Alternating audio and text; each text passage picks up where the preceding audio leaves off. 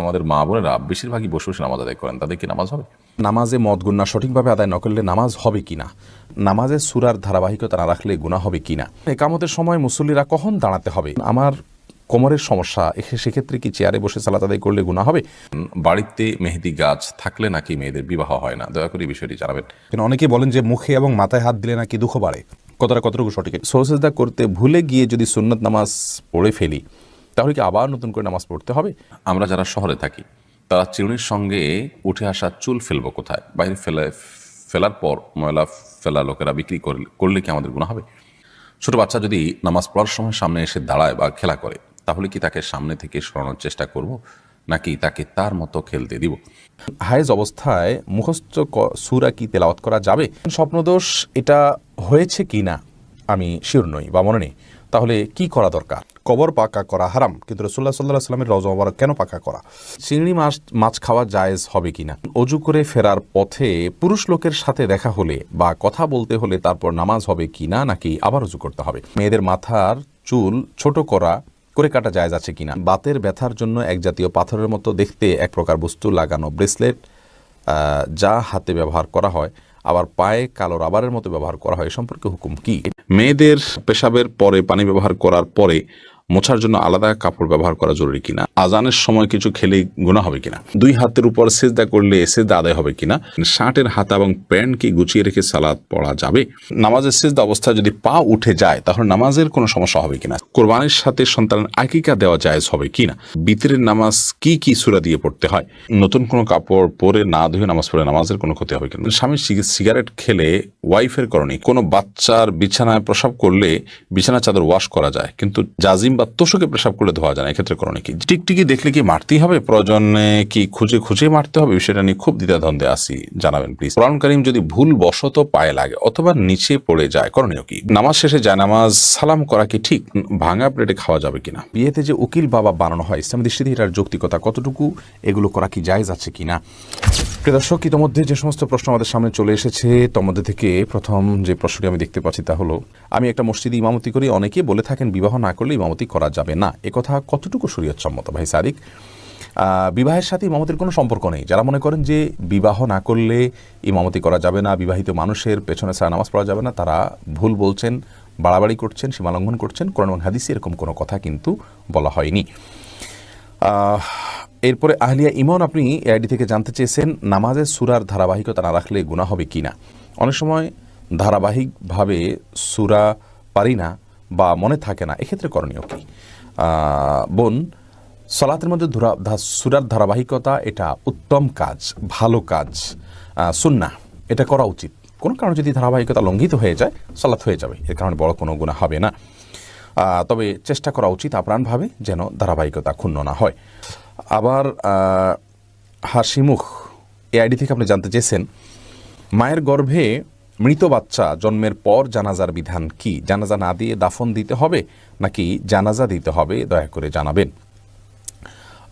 মাতৃগর্ভে মৃত বাচ্চা জন্মের বাচ্চা যদি মায়ের গর্ভে মারা যায় তাহলে সেক্ষেত্রে সে বাচ্চার জানাজা দেওয়ার প্রয়োজন হবে কি না, এ বিষয়ে অনেক ওলামা ইকরামের মত হলো যে 4 মাস যদি পার হয় বাচ্চার বয়স তাহলে সেক্ষেত্রে তারা জানাজা দিবেন।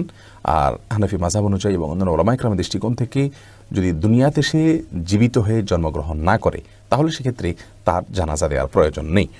এরপর নুসরাত জাহান, আপনি জানতে চেয়েছেন বিয়েতে যে উকিল বাবা বানানো হয় ইসলামী দৃষ্টিতে এটার যৌক্তিকতা কতটুকু, এগুলো করা কি জায়েজ আছে কিনা? দেখুন, বিয়েতে উকিল বাবার যে ধারণা আমাদের সমাজে রয়েছে, ইসলামের সাথে কোনো সম্পর্ক নেই, ইসলাম এটিকে সমর্থন করে না। কারণ আসলে উকিল বাবা বলতে কোনো কিছু নেই। বাবা যিনি জন্ম দিয়েছেন তিনি বাবা, শ্বশুরকে বা অন্য কাউকে রূপকর্থে বা শ্রদ্ধার্থে বাবা বলা হয়, কিন্তু বিয়ের মধ্যে কোনো উকিল বাবার প্রয়োজন নেই। নিজের বাবা বেঁচে থাকলে তিনি নিজে স্বয়ং নিজের সন্তানের বিবাহের প্রস্তাব দিবেন, অন্য কোনো ব্যক্তিকে এখানে মধ্যস্থতাকারী হিসেবে বা উকিল বানানোর কোনো প্রয়োজন নেই। আমরা মনে করি যে বাবা থাকলেও বোধহয় আরেকজন উকিল থাকতে হয় যিনি ভায়া হয়ে বিবাহ দিবেন বা প্রস্তাব দিবেন, এটি সম্পূর্ণ ভুল কথা এবং মনগড়া কথা। এই জন্য দেখা যায় যে তথাকথিত উকিল বাবার সাথে পর্দার যে বিধান আছে সেই বিধান পর্যন্ত কিন্তু অনেক সময় লঙ্ঘন করে ফেলেন অনেক ভাই বোন, যেটি অত্যন্ত জঘন্য অপরাধ। মোহাম্মদ মাসুদ আপনি জানতে চেয়েছেন নামাজে মদ গুন্না সঠিকভাবে আদায় না করলে নামাজ হবে কি না। দেখুন, বেশিরভাগ মদ গুন্না, বিশেষ করে 3 আলিফ 4 আলিফ, এগুলো ওয়াজিব কোনো মদ নয়। অতএব যদি এগুলোতে একটু কম বেশ হয় বা সঠিকভাবে নাও হয়, তাতে নামাজ হয়ে যাবে। কিন্তু একালিপ মদ যেগুলো, সেগুলো সঠিকভাবে না করলে, অর্থাৎ একালিপ যদি না টানা হয়, সেক্ষেত্রে অনেক সময় অর্থের মধ্যে ব্যাপক এবং বড় ধরনের পরিবর্তন হয়ে যায়।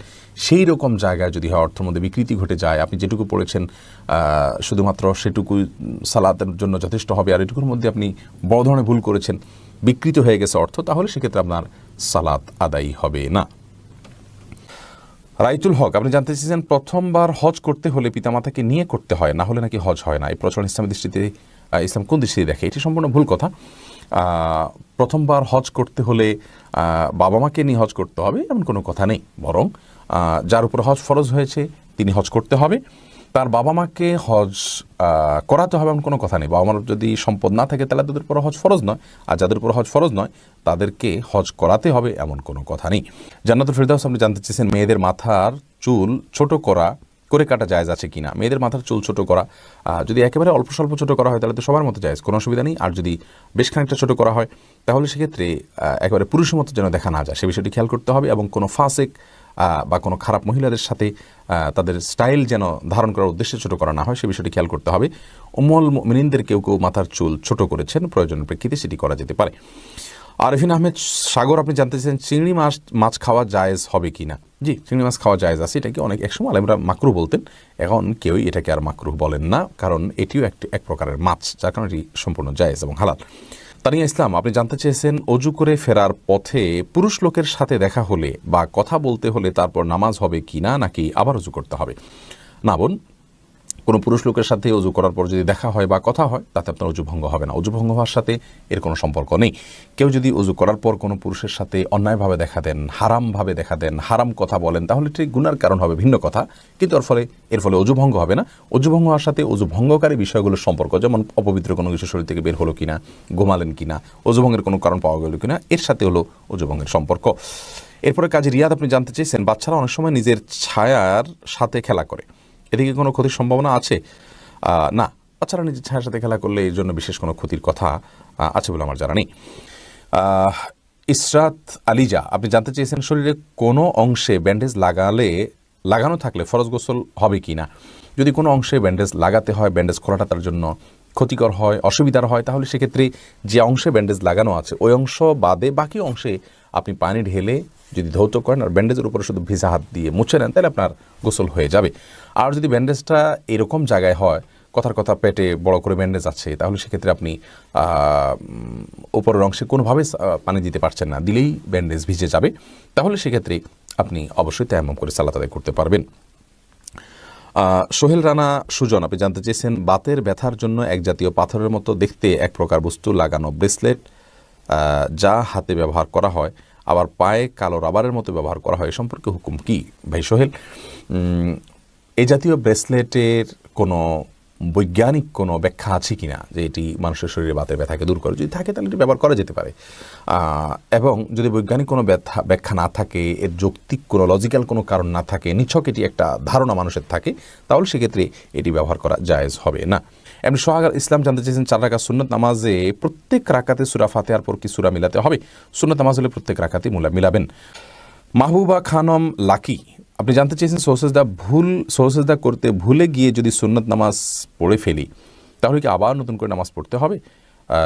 জি, আবার নতুন করে পড়তে হবে। সিজদা সহু যদি ওয়াজিব হয়, আপনার কোনো ওয়াজিব ছুটে থাকে তাহলে সিজদা সহু দিতে হবে। সিজদা সহু যদি আপনি না দেন তাহলে ওয়াজিব তরক করলেন, আর ওয়াজিব তরক করলে কিন্তু আপনার সালাতের ফরজ বা দায়িত্ব যেটা, সে দায়িত্বটা যথাযথ আদায় হলো না। এমনি মাহবুর রহমান জানতেছেন একামতের সময় মুসল্লিরা কখন দাঁড়াতে হবে? একামতের সময় মুসল্লিদের নির্দিষ্ট কোনো বাধ্য করে দেওয়া হয়নি যে এই সময় দাঁড়াতে হবে। আমরা অনেকে মনে করি যে কদ কামাতিস সালাহ বললে তখন দাঁড়াতে হবে, অথবা হাইয়া আলাস সালাহ হায়াল ফালা বললে তখন দাঁড়াতে হবে, এরকম কোনো কিছু কিন্তু আবশ্যক নয়। একামতের শুরুতে বা মাঝে যে কোনো পর্যায়ে মুসল্লি দাঁড়াতে পারবেন। রিমা আখতার আপনি জানতে চাচ্ছেন পায়ের সমস্যা, তাই টেবিলে বসে নামাজ পড়ি, আমি কি আরেক টেবিলে সিজদা দিতে পারবো? পায়ের সমস্যা হলে আপনি টেবিলে বসে যদি নামাজ পড়েন আরেক টেবিলে সিজদা দেওয়ার কোনো প্রয়োজন নেই। আপনি যেখানে বসে সালাত আদায় করছেন তার বরাবর ফ্লোরে যদি আপনি সিজদা করতে সক্ষম হন ভালো, যদি আপনার শারীরিক অবস্থার কারণে সেটি আপনি করতে না পারেন, চোখের অপারেশন হয়েছে অথবা আপনি মেরুদণ্ডের সমস্যা রয়েছে, আপনি মানে পিঠ ভাঙতে পারেন না, সিজদা করতে পারেন না, তাহলে সেক্ষেত্রে আপনি যে অবস্থা আছেন সেই অবস্থায় বসে জাস্ট কিছুটা ঝুঁকে রুকু আর আরেকটু বেশি ঝুঁকে সিজদা নিয়ত করবেন, তাতে আপনার সালাত আদায় হয়ে যাবে। অনেকে এটা করেন যে একটা চেয়ারে সালাত আদায় করছেন, কথার কথা চেয়ারের সামনে একটা টুল রেখেছেন, টুলে তিনি সিজদা করছেন। ফ্লোরে সিজদা যদি না করেন তাহলে টুলে সিজদা করার কষ্ট করার কোনো প্রয়োজন নাই, তিনি ইশারা করেই সালাত আদায় করলে হয়ে যাবে। এমডি ইউনুস আলী টনি আপনি জানতে চেয়েছেন হায়েজ অবস্থায় মুখস্থ সূরা কি তেলাওয়াত করা যাবে? মাসিক অবস্থায় এবং প্রসব পরবর্তী ব্লিডিংয়ের সময় কোরআন তেলাওয়াত করা যাবে কি না, এটা নিয়ে ওলামায়ে কেরামের মত পার্থক্য রয়েছে। জমহুর বা সংখ্যাগরিষ্ঠ ওলামাদের মত হলো এ অবস্থায় কোরআন তেলাওয়াত করা যাবে না, কারণ রাসূল আকরাম সাল্লাল্লাহু আলাইহি সাল্লাম গোসল ফরজ হওয়া অবস্থায় কোরআন তেলাওয়াত করতে নিষেধ করেছেন, আর এটিও গোসল ফরজ হওয়ার অবস্থা, যার কারণে এই সময় কোরআন তেলাওয়াত করা যাবে না। সম্প্রতি বিন বাজ ইবনে উসাইমিন রাহিমাহুল্লাহ তারা সহ আরব বিশ্বের কোনো বা অনেক ওলামায়ে কেরাম বলছেন যে এটি করা যাবে, নিরাপদ হলো না করা এবং শোনা, তেলাওয়াত শোনা যেতে পারে। হালিমা বেগম জানতে চেয়েছেন গাছের মেহেদি পাতা কি পায়ের নখে দেওয়া যাবে? কোনো অসুবিধা নেই। অনেকে মনে করেন যে মেহেদি পাতা পায়ে দেওয়া যাবে না, যেটি দাড়িতে দিতে হয়, চুলে দিতে হয়, এমন কোনো কথা নেই। তেলও তো দাড়িতে চুলে দিতে হয়, পানিও তো আমরা মাথায় দিই, সেটা আবার পায়েও দিই, অতএব এটা কোনো কথা নেই, এমন কোনো কথা নেই যে মেহেদি পাতা পায়ে দেওয়া যাবে না, নখে দেওয়া যাবে না। এমডি শরীফ এবি আইডি থেকে আপনি লিখেছেন আমি একটু মোটা হওয়ার কারণে ওয়াশরুমে হাই কমোড ব্যবহার করতে হয়। হাই কমোড ব্যবহার করলে অনেক সময় সেই কমোডের পানি শরীরে লেগে যায়। এখন কি শুধু পানি দিয়ে শরীরের ওই স্থান পরিষ্কার করলেই শরীর পাক হয়ে যাবে? প্রথম কথা হলো যে হাই কমোড ব্যবহারের সময় যদি নিচ থেকে পানি ওঠে তাহলে সেক্ষেত্রে নাপাক আছে, সেই মিশ্রিত পানি ওঠার কারণে সেটা শরীরে লাগলে অবশ্যই নাপাক হবে। সেখানে আপনি স্প্রে দিয়ে যদি ধুয়ে ফেলেন ওই জায়গাটা, তাহলে সেক্ষেত্রে আপনার রানে বা যেখানে পানি লাগলো সেই জায়গাটা ধুয়ে ফেললে আপনার পাক হয়ে যাবে, কোনো অসুবিধা নেই। শারমিন আখতার আপনি জানতে চেয়েছেন স্বপ্নদোষ এটা হয়েছে কি না আমি শিওর নই বা মনে নেই, তাহলে কি করা দরকার? শুধু স্বপ্নে দেখেছেন কিন্তু কোনো ভিজা বা স্বপ্ন দোষের মাধ্যমে বীর্যপাত হয়েছে এরকম কোনো আলামত যদি আপনি না দেখেন তাহলে সেক্ষেত্রে আপনার গোসল ফরজ হয়নি। আপনি স্বপ্নে দেখেছেন বীর্যপাত হয়েছে, বাস্তবে বীর্যপাতের কোনো আলামত যদি খুঁজে না পান তাহলে আপনাকে গোসল করতে হবে না। আলামিন সোহেল আপনি জানতে চেয়েছেন শ্বশুর শাশুড়িকে মা বাবা বলা যাবে কি না? যাবে, রূপক অর্থে মা বাবা বলা যায়, প্রকৃত অর্থে বলা যাবে না। অর্থাৎ আপনার কাগজপত্রে, সার্টিফিকেটে, পাসপোর্টে, আইডেন্টিতে, বিভিন্ন জায়গাতে বাবার ঘরের জায়গায় যদি শ্বশুরের নাম, মায়ের ঘরের নাম জায়গায় আপনার শাশুড়ির নাম লেখেন তাহলে সেটি গুনাহের কারণ হবে। এরকম যদি না হয় তাহলে সেক্ষেত্রে নিছক বাবা বলতে সম্মানের দিক থেকে বাবার মতো, মা বলতে সম্মানের দিক থেকে মায়ের মতোই বলা যেতে পারে। রাসূল আকরাম সাল্লাল্লাহু আলাইহি সাল্লাম তার নিজের সম্পর্কে বলেছেন যে তোমাদের জন্য আমি বিমানজালাতিল ওয়ালিদ, বাবার মতো। তাহলে বোঝা গেল যে রূপক অর্থে আপনার বাবা বলা যেতে পারে, কোনো অসুবিধা নেই। মোস্তফা কামাল আপনি জানতে চেয়েছেন ইমাম সৌসেজদা দিতে ভুলে গিয়ে নামাজ শেষ করলে মুক্তাদিকে আবার নামাজ আদায় করবে? মুক্তাদিতে ইমাম সাহেবকে স্মরণ করিয়ে দিবেন, লোকমা দিবেন, তাকবীর দিবেন, সুবহানাল্লাহ বলবেন, তাতে ইমাম সাহেব যদি মনে উঠে সেজদা সৌ দেন সালাম ফেরানোর পরেও পশ্চিম কিবলার দিকে ফেরা অবস্থায়, তাহলে তো আলহামদুলিল্লাহ সবাই সালাত হয়ে গেল। আর যদি ইমাম সাহেব আপনাদের চলেই গেছেন, পরবর্তীতে জানা গেল যে ইমাম সাহেব একটি ওয়াজিব তরক করেছেন, তাহলে সেক্ষেত্রে মুক্তাদি নিজের ওই সালাতকে আবার দোহরাইতে হবে। রোকসানা পারভিন আপনি জানতে চেয়েছেন আমার কোমরের সমস্যা, সেক্ষেত্রে কি চেয়ারে বসে সালাত আদায় করলে গুনাহ হবে? কোমরের যদি সমস্যাটা এই পর্যায়ের হয় বোন যে আপনি রুকু সিজদা করতে পারেন না, আপনার অসহনীয় ব্যথা হয়, যন্ত্রণা হয়, আপনি কাতরাতে থাকেন, অথবা ডক্টর আপনাকে বলেছেন যে ডক্টর আপনার সালাতের গুরুত্বও বুঝেন, আবার আপনার শরীরের সমস্যার কথাও জানেন, তিনি যদি বলেন যে না আপনি নর্মালি রুকু সিজদা করে কোমর ভেঙে রুকু সিজদা করতে গেলে আপনার জন্য বড় ধরনের সমস্যা হবে, স্থায়ী রোগ হবে, অথবা আপনার কোনো অঙ্গ হানি হতে পারে বা অঙ্গের সমস্যা হতে পারে বড় কোনো, তাহলে সেক্ষেত্রে আপনি চেয়ারে বসে ইশারায় রুকু সিজদা করতে পারবেন। গালিব আহমেদ লস্কর লিখেছেন আমাদের মা বোনেরা বেশিরভাগই বসে বসে নামাজ আদায় করেন, তাদের কি নামাজ হবে? মা বোনরা কতটা বসে বসে নামাজ আদায় করেন আমি জানি না, তবে অনেক পুরুষদেরকে দেখি যে আমরা চেয়ারে বসে তারা নামাজ আদায় করেন। একান্ত আপনার সেরকম শরিয়াত আপনার অ্যালাউ করতে পারে সে পরিমাণ মাজুর হওয়া ছাড়াও, তো মা বোন হোক আর পুরুষ হোক যে কেউ হোক সুস্থ সবল থাকা অবস্থায়ও তিনি যদি বসে বসে ফরজ নামাজ আদায় করেন তার নামাজ হবে না। আর যদি নফল নামাজ পড়েন বসে বসে তাহলে নামাজ হয়ে যাবে, সওয়াব কম হবে। আর যদি অসুস্থতার কারণে বসে পড়েন তাহলে সেক্ষেত্রে সওয়াবও কম হবে না, নামাজও হয়ে যাবে ইনশাআল্লাহ। তার সময় আইডি থেকে আপনি লিখেছেন বাড়িতে মেহেদি গাছ থাকলে নাকি মেয়েদের বিবাহ হয় না, দয়া করে এই বিষয়টি জানাবেন। মানে এই ধরনের হাস্যকর এবং কুসংস্কারের জন্য কথাও আমাদের সমাজে আছে, আমার তো ভাবতে অবাক লাগে। মেহেদি গাছ নেই এরকম বাড়ি তো গ্রামে গঞ্জে খুব কমই আছে, তাহলে সেখানকার মেয়েরা কি সবাই তো আছে? তাকদিস সিটিজি ইয়াডি থেকে আপনি প্রশ্ন করেছেন অনেকে বলেন যে মুখে এবং মাথায় হাত দিলে নাকি দুঃখ বাড়ে, কথাটা কতটুকু সঠিক, এটা মন গড়া কথা এবং কুসংস্কার। এরপরে এনিউস সজীব, আপনি জানতে চেয়েছেন, আমরা জানি কবর পাকা করা হারাম, কিন্তু রাসূলুল্লাহ সাল্লাল্লাহু আলাইহি ওয়াসাল্লামের রওজা মুবারক কেন পাকা করা? রাসূল করিম সাল্লাল্লাহু আলাইহি ওয়াসাল্লামের কবর, নবীদের কবর প্রথমত তাদের বিষয়ে স্বতন্ত্র। নবীগণ যেখানে মারা যান সেখানে তাদের কবর হয়। দ্বিতীয় কথা হলো যে রাসূল করিম সাল্লাল্লাহু আলাইহি ওয়াসাল্লামের কবর পাকা, এটি সঠিক নয়। আমরা যারা মদিনায় যাই, আমরা গ্রিলের একপাশ থেকে সবুজ কিছু একটা দেখতে পাই, আমরা মনে করি এটাই কবর, এটা কবর নয়। এর বাইরে আরও কয়েকটা ওয়াল আছে, সে ওয়ালের ভেতরে হলো কবরের অংশ। এই জন্য রাসূল করিম সাল্লাল্লাহু আলাইহি ওয়াসাল্লামের কবর পাকা এবং উঁচু, এটি সঠিক ধারণা নয়। অনেক ছবি দেখবেন আপনারা, বিভিন্ন ওয়ালমেট থাকে, এগুলোতে দেখানো হয় যে রাসূল আকরাম সাল্লাল্লাহু আলাইহি ওয়াসাল্লামের কবর সবুজ কাপড় দিয়ে ঘেরা এবং উঁচু পাকা। এটি সঠিক তথ্য নয়, এটা তার কবরের ছবি নয়, এটি ভুয়া। এবং এ বিষয়ে যদি মদিনায় কেউ যান হজ বা উমরা করতে গিয়ে বা যে কোনোভাবে, মদিনায় মসজিদে নববীর মেহরাব বরাবর আন্ডারগ্রাউন্ডে যদি আপনি যান, তাহলে সেক্ষেত্রে আন্ডারগ্রাউন্ডের দ্বিতীয় অথবা তৃতীয় ফ্লোরে আপনি গেলে সেখানে দেখবেন যে একটা অথরিটি আছে, রাসূল আকরাম সাল্লাল্লাহু আলাইহি ওয়াসাল্লামের কবরের ভেতরকার অবস্থা কী সেটা তারা দেখিয়ে থাকেন ফিল্মের মাধ্যমে। আমি দেখেছি, সেখান থেকে জানা যায় যে রাসূল আকরাম সাল্লাল্লাহু আলাইহি ওয়াসাল্লামের কবর আসলে পাকা নয়, যেমনটি আমরা অনেকে মনে করি। এরপর সিম্পল ছেলে হৃদয় আইডি থেকে আপনি জানতে চাইছেন, পুরুষ কি বিয়েতে হাতে মেহেদি এবং গায়ে হলুদ দিতে পারবে? এটি মেয়েদের জন্য, পুরুষের এটা না করাই উচিত এবং উত্তম। নাভির নিচের লোম ক্রিমার ব্যবহার করে দূর করা যাবে কি না? জি, যাবে, কোনো অসুবিধা নেই। ক্রিমার ইউজ করে নাভির নিচের লোম ইত্যাদি রিমুভ করা যাবে। জান্নাতুল ফেরদাউস আপনি লিখেছেন, ছোট বাচ্চা যদি নামাজ পড়ার সময় সামনে এসে দাঁড়ায় বা খেলা করে, তাহলে কি তাকে সামনে থেকে সরানোর চেষ্টা করব, নাকি তাকে তার মতো খেলতে দিব?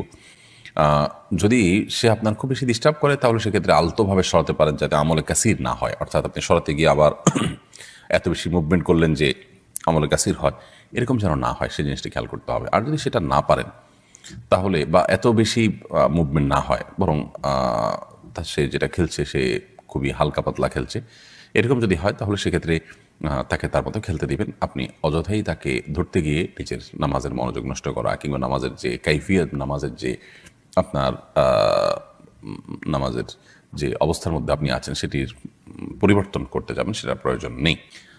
তাহারাত তানি আপনি লিখেছেন, আমরা যারা শহরে থাকি তারা চিরুনির সঙ্গে উঠে আসা চুল ফেলবো কোথায়? বাইরে ফেলার পর ময়লা ফেলা লোকেরা বিক্রি করলে কি আমাদের গুনাহ হবে?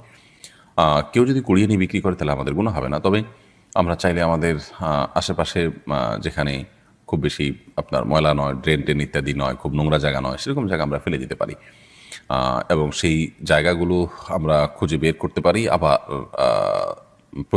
প্রতিনিয়ত আর খুঁজে বের করা যায় না, তাহলে সেক্ষেত্রে আমরা কোনো এক জায়গায় সঞ্চয় করে রাখতে পারি। একসাথে হলে পরে কোনো মাটির নিচে পুঁতে ফেললাম বা কোনো জায়গায় ফেলে দিলাম, সেই কাজটি আমরা করতে পারি। মানুষের শরীরে কোনো অংশ বিক্রি করা জায়েজ নয়, এটা মানবতার অপমান। যার কারণে কোনো ব্যক্তি তার শরীরের কোনো কিছু, সেটা চুল হোক অন্য কিছু হোক, এগুলো বিক্রি করে এটা জায়েজ নয়। কেউ যদি কুড়িয়ে নিয়ে বিক্রি করে, তাহলে সেক্ষেত্রে আপনার কোনো হবে না। ফয়সাল আহমেদ আপনি লিখেছেন, টিকটিকি দেখলে কি মারতেই হবে? প্রয়োজনে কি খুঁজে খুঁজে মারতে হবে? বিষয়টা নিয়ে খুব দ্বিধাদ্বন্দ্বে আসি, জানাবেন প্লিজ। না, খুঁজেই আপনাকে মারতে হবে এমন কিছু, এমন কোনো বাধ্যবাধকতা নেই। বরং আপনার চোখে পড়েছে, উপদ্রব করে, আপনি মারবেন। কিন্তু এটার জন্য আপনি খুঁজে খুঁজে বেড়াবেন, এটার পিছিয়ে পিছিয়ে ঘুরে বেড়াবেন, আপনার অনুসন্ধান করে বেড়াবেন, এই কথা হাদিসে বলা হয়নি। নাহিদ ইসলাম আপনি লিখেছেন, নামাজ শেষে জায়নামাজ সালাম করা কি ঠিক? না, জায়নামাজ সালাম করার কিছু নেই। সালাম করতে হবে মানুষকে। ডানে বামে সালাম দিচ্ছেন, এরপর আর কোনো সালাম নাই। এরপরে কোনো কারোর সাথে আপনার হঠাৎ সাক্ষাৎ হয়েছে, সেই জায়গা থেকে আপনি সালাম দিতে পারেন, কিন্তু জায়নামাজকে সালাম দেওয়া এটি কোরআন সুন্নাহর কোনো নির্দেশনা নয়। এটি যদি সালাতের অংশ মনে করে কেউ, সালাত পরবর্তী করণীয় মনে করেন কেউ, শরিয়া দৃষ্টিকোণ থেকে, ইসলামের দৃষ্টিকোণ থেকে, তাহলে সেটি বরং বিদআতে পর্যবেসিত হবে। ইসলামের নামে মন গড়া কোনো কিছু করলে সওয়াব হয় না, বরং আরও বিপরীতে গুনাহ হয়। শেখ রোকনুজ্জামান লিখেছেন, অনেক জায়গায় বসে প্রস্রাব করার ব্যবস্থা নেই, দাঁড়িয়ে পেশাব করতে হয়, এরকম পরিবেশ আমরা কি করব? যদি কোনো প্রকার ব্যবস্থা না থাকে এবং দাঁড়িয়ে পেশাব করা ছাড়া নিরুপায় থাকেন, তাহলে আপনি অবশ্যই দাঁড়িয়ে পেশাব সেখানে করতে পারেন, যেহেতু আপনি নিরুপায়। কিন্তু নিয়মিত অভ্যাস বাড়ানো সঠিক নয়, কারণ নবী করিম সাল্লাল্লাহু আলাইহি ওয়াসাল্লাম বসেই সবসময় পেশাব করতেন। তবে বিশেষ একবার তিনি দাঁড়িয়ে পেশাব করেছেন, এবং সেটির কারণ ছিল এমন একটা জায়গায় তিনি গেছেন যেখানে ময়লা আবর্জনা চতুর্দিকে ফেলেছে মানুষ, এবং সেখানে বসার মতো কোনো জায়গা ছিল না, সেজন্য তিনি সেখানে দাঁড়িয়ে পেশাব করেছেন। প্রজাপতি নীর ইয়ারি থেকে আপনি লিখেছেন, ভাঙা প্লেটে খাওয়া যাবে কিনা? ভাঙা প্লেটে খাওয়া যাবে, কোনো অসুবিধা নেই। ভাঙা আয়নায় মাথা চেহারা দেখা যাবে, সেটাতে কোনো অসুবিধা নেই। আমরা অনেকে মনে করি ভাঙা প্লেটে খাওয়া যাবে না, ভাঙা আয়নায় চেহারা দেখা যাবে না। এটা নিছকই আমাদের সামাজিক কুসংস্কার। ভাঙা প্লেটে ভাঙা অংশে জীবাণু থাকতে পারে, সেজন্য আপনি ওইটাতে খেলে অস্বাস্থ্যকর হতে পারে, সেটা তো আপনার একান্ত স্বাস্থ্যগত বিষয়, বাট সেটাও তো নিশ্চিত নয়। বিধায় ভাঙা প্লেটে খেলে যে গুনাহ হয়ে যাবে বা নাজায়েজ হবে, এটা সেরকম নয়। এবং ভাঙা আয়নায় চেহারা দেখলে কোনো অসুবিধা হবে না। এমনি মুস্তাফিজুর রহমান আপনি লিখেছেন, কোরআন কারীম যদি ভুলবশত পায়ে লাগে অথবা নিচে পড়ে যায়, করণীয় কি? ভুলবশত পায়ে লাগলে অথবা নিচে পড়ে গেলে আল্লাহর কাছে মাপ চাইতে হবে, যদি এটা অনিচ্ছাকৃত, তারপরে মাপ চাই নিতে হবে, এবং সেই সাথে ভবিষ্যতে যেন এরকমটি না হয় সেজন্য সাবধানতা অবলম্বন করতে হবে। এর কারণে আপনার বিশেষ কোনো কাফারা নাই। আমরা ছোটবেলা থেকে যে সমস্ত কথা শুনে আসছি যে এর কারণে এত কেজি লবণ দিতে হবে, চাল দিতে হবে গরিবকে ইত্যাদি, এগুলো আমাদের নিজেদের মন গড়া নানান কথাবার্তা। মূলত যদি পড়ে যায়, ইচ্ছাকৃত নয় বরং ভুলে পড়ে গেছে, তাহলে সেক্ষেত্রে সেটার কারণে আপনার বিশেষ কোনো করণীয় নাই, সামনে থেকে সাবধানতা অবলম্বন করতে হবে, এবং যেটি হয়ে গেছে আল্লাহ কোরআনের প্রতি অনিচ্ছাকৃত, তার জন্য আল্লাহর কাছে মাপ চাইতে হবে। রাসেল ভূঁইয়া আপনি লিখেছেন, কোনো বাচ্চার বিছানায় প্রসাব করলে বিছানার চাদর ওয়াশ করা যায়, কিন্তু জাজিম বা তোষকে প্রসাব করলে ধোয়া যায় না, এক্ষেত্রে করণীয় কি? যেই সব দ্রব্য, যে সমস্ত জিনিসপত্র, আসবাব ইত্যাদি, এগুলোতে পেশাব লাগার পর সেটি পরিষ্কার করার কোনো বই নেই, সেটা রোদ ইত্যাদি দিয়ে ওটা আলামত দূর করে ফেলতে হবে। এত বেশি রোদ দিতে হবে, এত বেশি আপনার সেটার দুর্গন্ধ দূরের উদ্যোগ করতে হবে যে সেটাতে নাপাকের কোনো আলামত বা নামলেশ নেই। তো এর মাধ্যমে সেটি পাক হয়ে যাবে। বিশেষ করে ফ্লোর, ওয়াল, গাছ, এই টাইপের অনেক কিছুই আছে যেগুলোকে ওইভাবে আসলে ধোয়া সম্ভব হয় না। তো সেগুলোতে নাপাকের আলামত যেটি আছে সেটি দূর হয়ে গেলেই সেটি ব্যবহার করা যাবে। লাইলা নূর কদর এআইডি থেকে লিখেছেন, স্বামী সিগারেট খেলে ওয়াইফের করণীয় কি? ওয়াইফ তাকে বোঝাবেন, যথাসম্ভব নিজে না পারলে অন্য কাউকে দিয়ে বোঝাবেন, আল্লাহর কাছে দোয়া করবেন, তারপর তিনি যদি ফিরে না আসেন একান্ত তার গুনাহ হবে, ওয়াইফ অন্তত দায় মুক্ত হলেন। জুলেখা খাতুন আপনি লিখেছেন, নতুন কোনো কাপড় পরে না ধুয়ে নামাজ পড়ে নামাজের কোনো ক্ষতি হবে কিনা? নতুন কোনো কাপড় পরলে সেটা ধুয়েই পড়তে হবে এমন কোনো বাধ্যবাধকতা নেই, কারণ নতুন কাপড় মানেই যে সেটা নাপাক, সেটাতে অপবিত্রতা আছে এমনটি তো নিশ্চিত নন আপনি, তাহলে এটি ধোয়াটা বাধ্যতামূলক কেন হতে যাবে? তবে হ্যাঁ, আপনারা যদি নতুন কাপড় কেনার পর দেখলেন যে সেখানে কোনো নাপাক আছে, তাহলে ওই জায়গায় সেই নাপাকটা ধোয়াটাই হলো আবশ্যক। অতএব শরীর দৃষ্টিকোণ থেকে নতুন কাপড় ধুয়ে পড়তে হবে এমন কোনো বাধ্যবাধকতা নেই। দিনের পথিক আইডি থেকে আপনি লিখেছেন, বিতরের নামাজ কি কি সূরা দিয়ে পড়তে হয়? বিতরের সালাতের প্রথম রাকাতে সূরায়ে সাব্বিহিসমা রাব্বিকাল আলা, দ্বিতীয় রাকাতে সূরায়ে কাফিরুন এবং তৃতীয় রাকাতে সূরা ইখলাস কুল হুয়াল্লাহ পাঠ করা, এটি সুন্নাহ। নবী করিম সাল্লাল্লাহু আলাইহি ওয়াসাল্লাম বিতরের সালাতের সচরাচর এই সূরাগুলো তেলাওয়াত করতেন, বিধায় আপনি এই সূরাগুলো তেলাওয়াত করতে পারেন। নবীজুল ইসলাম খান আপনি লিখেছেন, কোরবানির সাথে সন্তানের আকিকা দেওয়া জায়েজ হবে কি না? কোরবানির সাথে আকিকা না দিয়ে আকিকা আলাদা দিবেন, কোরবানি আলাদা দিবেন, এটাই নিরাপদ। এবং নবী করিম সাল্লাল্লাহু আলাইহি ওয়াসাল্লাম আপনার আকিকার জন্য যে মাসনুন ওয়াক্ত নির্ধারণ করেছেন সেটি সপ্তম দিন। কোরবানির জন্য সেটার জন্য অপেক্ষা কেন করবেন? যদি কারো সপ্তম দিনটা কোরবানির দিন হয় এবং সেই দিনে গরুতে তিনি কোরবানির আকিকার সাথে দেন, হানাফি মাযহাব অনুযায়ী হয়ে যাবে, বাট অন্যান্য উলামা ইকরাম অনেকে নিষেধ করেছেন। নিরাপদ মত হলো এগুলোকে আলাদা আলাদা করে দেওয়া। হাদিসে আকিকা এবং কোরবানি একসাথে দেওয়ার কথা বলা নাই, কিন্তু হানাফি মাযহাব উলামা ইকরামের বক্তব্য হলো যে যদি যেহেতু আকিকা এবং আপনার কোরবানি একই ক্যাটাগরির ইবাদত, সেজন্য আপনার দুইটা একসাথে দেওয়া যাবে। কিন্তু যেটি বলেছি অন্যান্য আমাদের বিভিন্ন মত রয়েছে। সুমন আহমেদ আপনি লিখেছেন, নামাজের সিজদা অবস্থায় যদি পা উঠে যায় তাহলে নামাজের কোনো সমস্যা হবে কিনা? সিজদা অবস্থায় যদি পা সামান্য উঠে আবার আপনি জায়গায় নিয়ে গেছেন, কোনো অসুবিধা হবে না। আর যদি পুরো সিজদা জুড়ে উঠে থাকে তাহলে আপনার নামাজ হবে না, কারণ নবী করিম সাল্লাল্লাহু আলাইহি ওয়াসাল্লাম বলেছেন, আমি উমিরতু আন আসজুদা আলা সাবআতি আযমিন, 7টি অঙ্গের উপরে, 7টি হাড্ডির উপরে, শক্ত অঙ্গের উপরে আমাকে সিজদা করতে নির্দেশ করা হয়েছে। তার মধ্যে কপাল আর নাক, 2 হাত, 2 হাঁটু এবং 2 পায়ের যে আঙ্গুলগুলো সেগুলো। অতএব এগুলোর কোনো একটা যদি আপনার এই 7টি অঙ্গের কোনো একটি যদি সরে যায় সামান্য সময়ের জন্য অসুবিধা নেই, আবার তিনি জায়গা নিয়ে গেছেন। কিন্তু যদি পুরো সালাত জুড়ে, পুরো রাকাত জুড়ে, সিজদা জুড়ে তার এটা যদি পৃথক থাকে তাহলে সেক্ষেত্রে সেটি জায়েজ হবে না এবং সে নামাজ হবে না, কারণ এটা ওয়াজিব এই 7টা অঙ্গের উপরে সিজদা করা। আবু সাইদ আব্দুল্লাহ আপনি লিখেছেন, শার্টের হাতা এবং প্যান্টকে গুছিয়ে রেখে সালাত পড়া যাবে? শার্টের হাতা এবং প্যান্ট গুছিয়ে সালাত আদায় করা মাকরুহ, নবী করিম সাল্লাল্লাহু আলাইহি ওয়াসাল্লাম নিষেধ করেছেন এটি, এই জন্য এটা ছেড়ে সালাত আদায় করতে হবে। তবে হ্যাঁ, প্যান্টের বিষয়টা হলো সেটা যদি কেউ টাকনুন নিচে পড়ে যায় সেটা থেকে বাঁচার জন্য গোছান, তাই সেটা জায়েজ আছে, কিন্তু সেটা সলাতে শুধু না বরং সবসময় এরকম রাখতে হবে। এইচ.এম. হাসান লিখেছেন, 2 হাতের উপর সিজদা করলে সিজদা আদায় হবে কিনা? সিজদা করবেন আপনি জমিনে, হাতের উপরে সিজদা করবেন না। যদি কোনো কারণে হাতের উপরে কেউ সিজদা করেন, হয়তো জমিন তার জন্য উপযোগী না বা জমিনে করার কোনো ব্যবস্থা নেই, আদায় হয়ে যাবে তার সালাত। রাইসানি আপনি লিখেছেন আজানের সময় কিছু খেলে গুনাহ হবে কিনা। আজানের সময় কোনো কিছু খেলে কোনো গুনাহ হবে না। আমরা অনেকে মনে করি আজানের সময় কিছু খাওয়া বা পান করা যাবে না, এটা করা যাবে না, ওটা করা যাবে না। আপনি যে কোনো কাজ করতে পারেন, টয়লেটে থাকলে আপনি টয়লেটে কাজও সারতে পারেন। তবে আপনি যখন টয়লেটে নাই, পবিত্র জায়গায় আছেন বা স্বাভাবিক অবস্থা আছেন, তখন আপনি আজান শুনলে আজানের জবাব দেওয়ার চেষ্টা করবেন। এটা হলো মূল কথা। খেতে গেলে খাওয়ার ফাঁকে ফাঁকে আপনি আজানের জবাব দেওয়ার চেষ্টা করবেন, কিন্তু আজান হলে কিছু খেতে পারবেন না এমন কোনো কথা নেই। এখানে বিষয় হলো জবাব দেওয়ার চেষ্টা করবেন যদি আপনি পবিত্র জায়গায় থাকেন। বিলকিস বেগম আপনি লিখেছেন মেয়েদের পেশাবের পরে পানি ব্যবহার করার পরে মোছার জন্য আলাদা কাপড় ব্যবহার করা জরুরি কিনা। না, আলাদা কাপড় ব্যবহার করা জরুরি না। পানি ব্যবহার করার পরে যদি নাপাক দূর হয়ে গেছে মনে হয়, তাহলে সেটি যথেষ্ট। আলাদা করে কাপড় ব্যবহার করার প্রয়োজন নেই।